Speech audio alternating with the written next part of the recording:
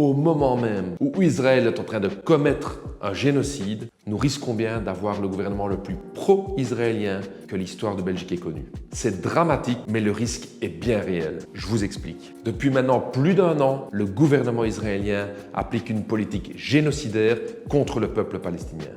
Vous voyez comme moi chaque jour les images de l'horreur. Des écoles détruites, des hôpitaux rasés, des hommes, des femmes, des enfants dont les vies sont détruites. Ce n'est pas pour rien que la Cour pénale internationale a émis un mandat d'arrêt contre le premier ministre israélien Benjamin Netanyahou.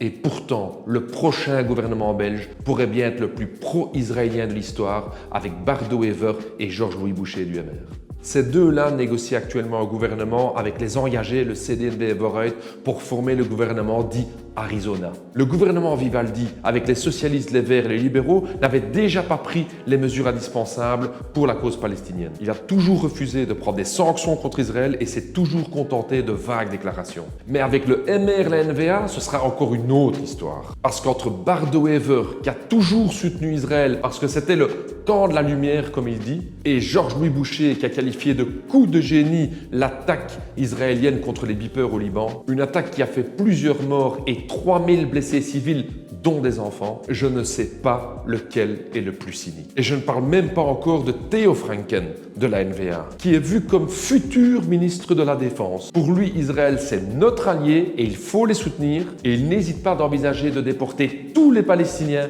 hors de Gaza. Le gars plaide clairement pour aller jusqu'au bout du nettoyage ethnique à Gaza. Et c'est les mêmes partis, avec des politiciens grassement payés, qui vont aller faire la leçon au monde entier avec des grandes déclarations sur les droits de l'homme. C'est vraiment dégoûtant. Et c'est pas tout, parce que pour bien soutenir Israël, ils veulent aussi criminaliser toute la solidarité avec la Palestine. Boucher parle d'interdire des manifestations et certaines organisations. Ils veulent aussi mener une chasse aux sorcières où toute critique contre la politique israélienne sera assimilée à de l'antisémitisme. Mais ils ne nous feront pas taire. On ne va pas plier sur la solidarité avec le peuple palestinien comme avec tous les peuples opprimés. C'est pour ça qu'on doit refuser le plan de Wever-Boucher. Un plan qui vise non seulement à soutenir un gouvernement génocidaire, mais qui vise aussi à attaquer nos droits sociaux et démocratiques.